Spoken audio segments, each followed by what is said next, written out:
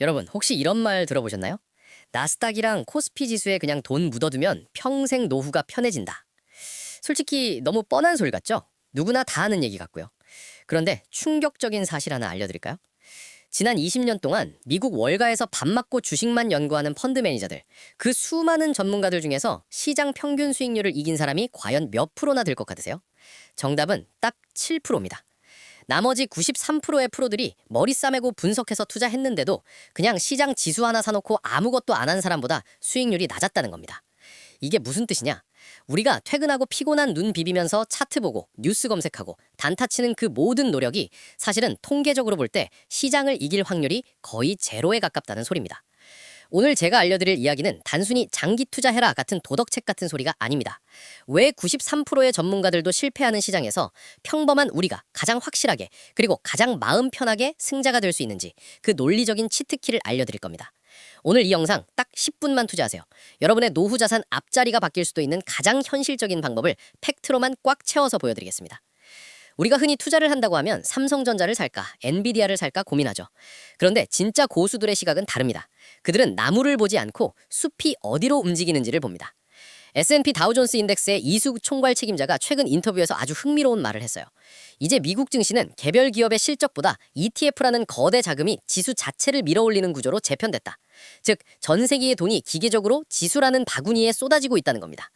여기서 아주 중요한 개념 하나 짚고 넘어갑시다. 바로 건초 더미에서 바늘 찾기입니다. 수만 개의 주식 중에서 앞으로 10배 오를 대박 종목, 그 바늘을 찾는 건 불가능에 가깝습니다. 찾았다 해도 언제 팔아야 할지 모르죠. 그래서 지수 투자는 뭐냐? 그냥 그 건초 더미를 통째로 사버리는 것입니다. 바늘을 찾을 필요가 없죠. 건초 더미 안에 바늘이 들어있으니까요. 실제로 데이터를 보면요. 지난 1년간 미국 대형주 펀드 매니저 중에 S&P 500 지수를 이긴 사람은 27%밖에 안 됩니다. 기간을 15년으로 늘리면요. 지수를 이긴 사람은 고작 11%로 줄어듭니다. 시간이 갈수록 인간은 시장을 이길 수 없다는 게 증명된 거죠. 우리는 승자를 고르는 도박을 할 게 아니라 승자가 될 수밖에 없는 시스템에 올라타야 합니다. 그럼 지수 투자가 왜 절대 망하지 않느냐? 바로 자정작용 때문입니다. 이게 진짜 무서운 힘이에요. 1970년대 미국 시가총액 탑 10 기업들, 지금 어떻게 됐을까요? 대부분 역사 속으로 사라졌거나 순위권 밖으로 밀려났습니다. 만약 그때 그 우량주들을 사서 지금까지 들고 있었다면 계좌는 처참했을 겁니다. 하지만 지수는 다릅니다. 지수는 살아있는 유기체 같아요. 실적이 나빠지고 경쟁력을 잃은 기업은 알아서 지수 밖으로 내보냅니다. 그리고 그 빈자리에 지금 세상을 지배하는 혁신 기업, 예를 들어 테슬라나 엔비디아 같은 놈들을 자동으로 채워 넣습니다. 우리는 아무것도 안 해도 돼요. 내 포트폴리오의 구성 종목이 시대의 흐름에 맞춰서 계속 1등 기업들로 물갈이가 되는 겁니다. 이게 바로 지수 투자가 가진 구조적인 불패의 힘입니다. 내가 잠자는 사이에도 내 계좌는 24시간 리빌딩되고 있다는 거죠. 자, 원리를 알았으니 이제 실전입니다. 그래서 뭘 사야 하냐? 2026년 현재 우리의 노후를 책임질 지수 3대장을 딱 정해드립니다. 이 조합이면 공격, 수비, 미드필더 완벽합니다. 첫째, S&P 500입니다. 이건 우리 팀의 든든한 방패이자 주장입니다. 미국 신용평가사 S&P가 선정한 우량기업 500개, 미국 경제의 80%를 설명하는 지표죠. 여기엔 애플, 마이크로소프트, 아마존 같은 1등 기업이 다 들어있습니다. 워렌 버핏이 유언으로 내가 죽으면 아내에게 S&P 500 인덱스 펀드를 사라고 유명한 일화죠. 가장 기본 중에 기본입니다. 둘째, 나스닥 100입니다. 이건 날카로운 창입니다. S&P 500에서 금융회사나 좀 무거운 기업들은 싹 빼고 기술과 혁신으로 무장한 상위 100개 기업만 추린 겁니다. AI, 반도체, 바이오, 지금 세상을 바꾸는 기업들은 여기 다 있습니다.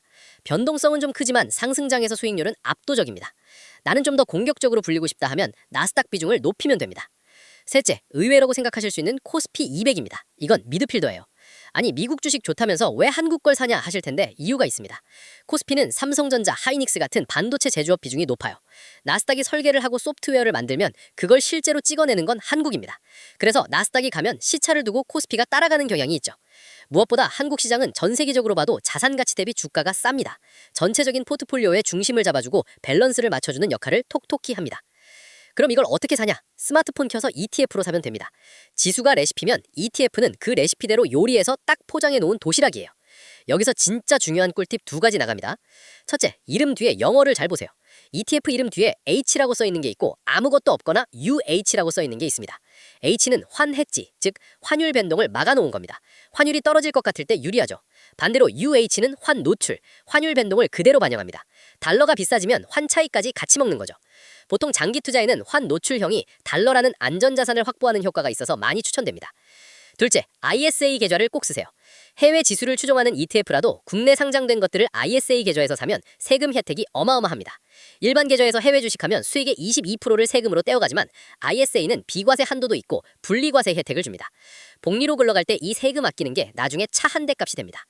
마지막으로 정리하겠습니다. 지수 투자는 단순히 주식을 사고 파는 행위가 아닙니다.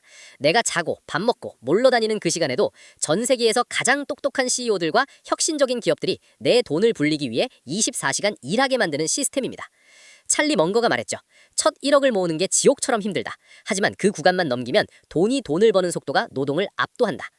당장 내일 대박이 나진 않을 겁니다. 좀 지루할 수도 있어요. 하지만 10년 뒤, 20년 뒤를 상상해보세요. 여러분이 은퇴해서 여유롭게 커피 한 잔 마시고 있을 때 여러분의 계좌는 역사상 최고치를 경신하고 있을 겁니다. 그게 바로 우리가 꿈꾸는 경제적 자유 아닐까요? 여러분의 성공 투자를 응원합니다.